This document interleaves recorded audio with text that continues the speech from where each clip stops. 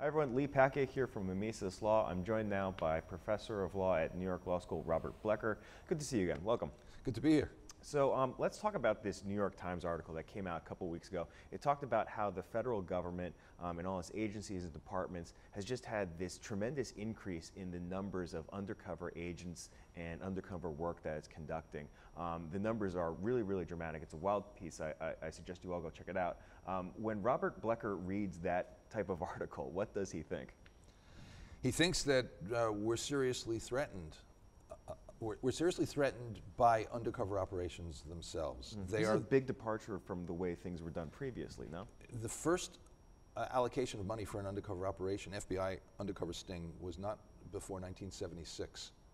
And since then they've exploded. And for good reason. They are the most effective way of ferreting out certain kinds of crimes. That is, crimes where you don't have obvious victims. You have two willing participants, both of whom engage in conduct that neither one will complain about. And so they work. They're very effective. And they've covered a wide range, even traditionally. For a while, I was told by the Director of Intelligence at IRS that the IRS maintained a travel agency. IRS travel, of course they didn't call it that. I never could find out what they did call it. And they would, they specialized in Las Vegas junkets. And they would shield you from any phone calls you might not want to have happen if you were accompanying, if you were going there with someone other than a spouse. And then they would carefully count your money and guard it should you win. And then of course they'd make a lifestyle case against you later. Yeah, this sounds expensive. It is expensive, but it's effective. It's very effective, and it's also very attractive to prosecutors. I supervised undercover operations, a few of them when I was a special prosecutor, and they're heady stuff.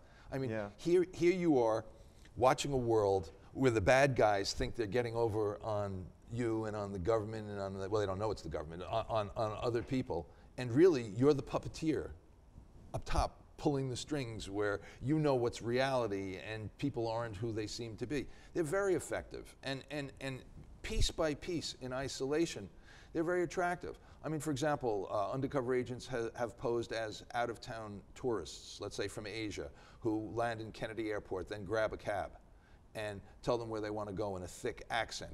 And then they wait to see if the cab driver takes them on a circuitous route and overcharges them and runs up the meter. And then they bust them. Now, individually, in isolation, it makes sense.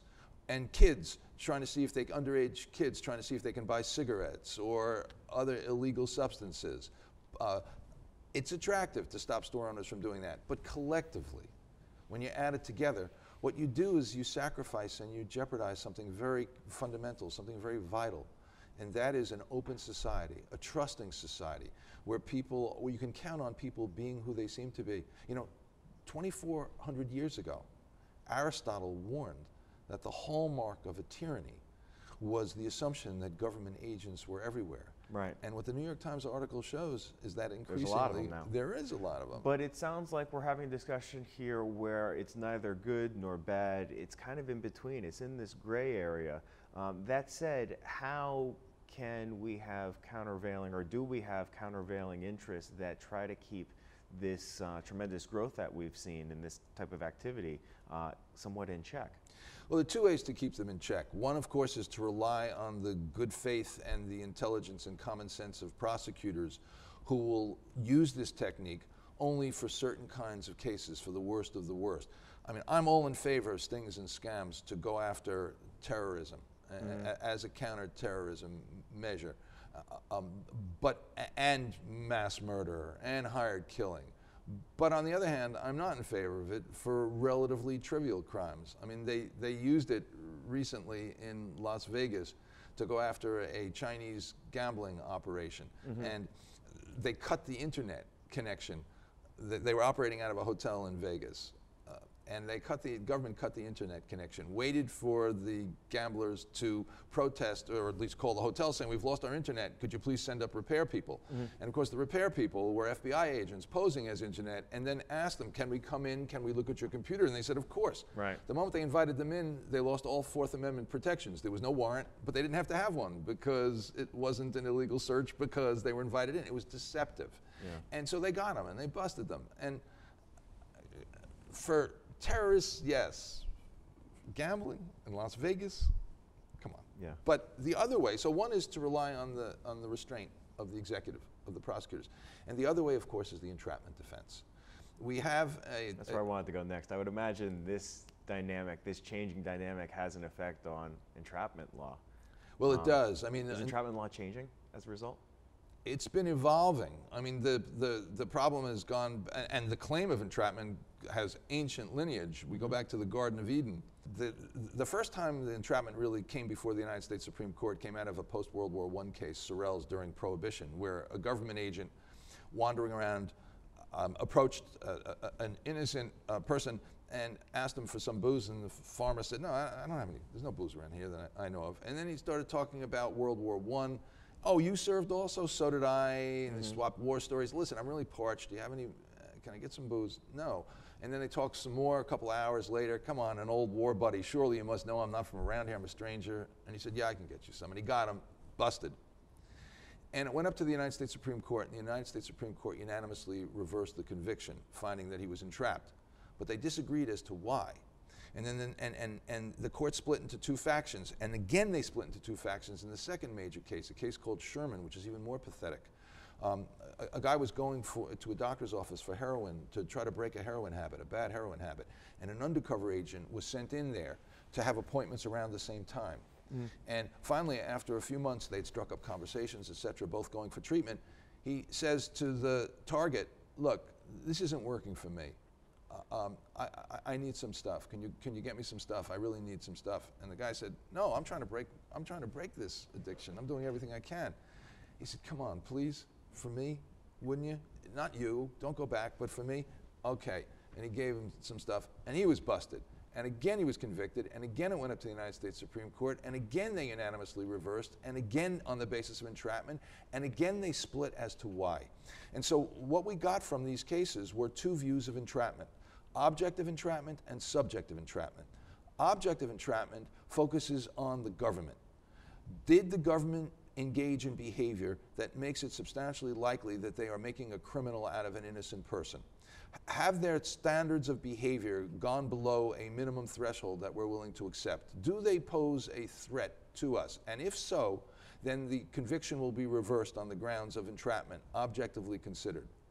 Subjective entrapment, which got the majority vote, says no, we're not looking to punish the government, and we're not going to focus on the government. Our question is, was this individual defendant predisposed to commit the crime? Was he predisposed? Who was the source of his intent? If he was the source of his own intent, if he was ready and willing, it does not matter what the government did. They took a person who was predisposed to commit a crime, and they gave him the opportunity to commit the crime. They may have pressured him into committing it, but as long as he was subjectively predisposed, he was not entrapped. So the court was unanimously in both cases agreed that this defendant's conviction should be reversed, but they disagreed as to why. The next major case to come up before the United States Supreme Court, Russell, was a case in which the government supplied a person who was manufacturing speed with a difficult to obtain but legal ingredient, P2P, which enabled him to corner the whole Northwest market in speed, and then busted him for it.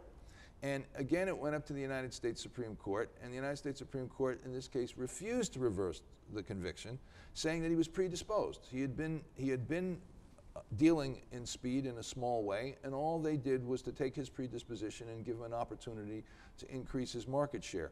But they warned in that case, even as they affirmed his conviction, that we may someday be confronted with a situation in which the government behavior is so outrageous so that due process, not entrapment, will absolutely preclude the conviction.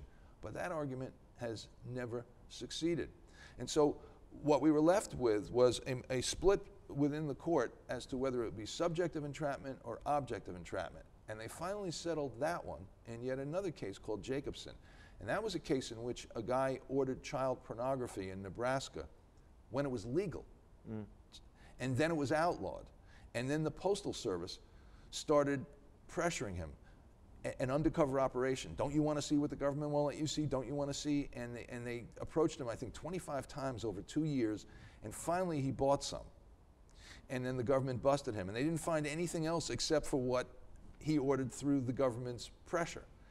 That went up to the United States Supreme Court, and the United States Supreme Court was unanimous on one issue, but they split 5-4 on another. They were unanimous that it should be subjective entrapment, in which case his prior record is fair game at trial.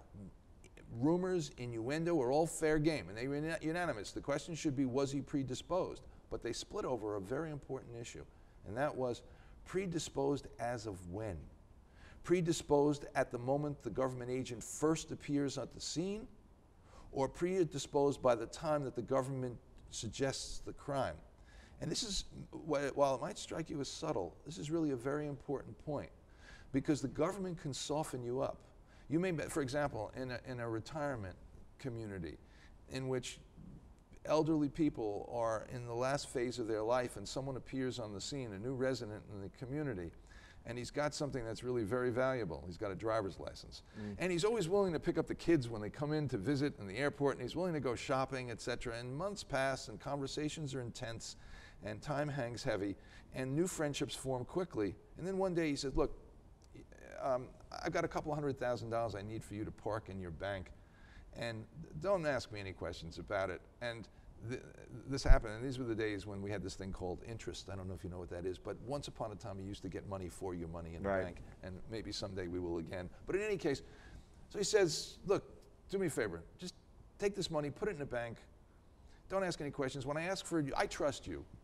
Of course, you shouldn't trust me, but I trust you, says the government agent.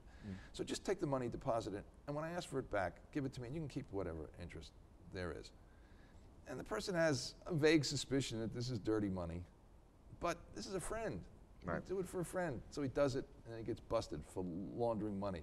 He had no predisposition to engage in money laundering when the government first appeared on the scene. By the time the government first proposed the crime, government agent first proposed the crime, he might be predisposed. So the question that divides the court in Jacobson, 5-4, is predisposed as of when? And the majority, and I think quite rightly, says predisposed at the moment the government first comes on the scene. And that's where we are today with Supreme Court doctrine. I can go off into further refinements in the Second Circuit, but I doubt that we have that time. This is a fascinating world we appear to be entering into.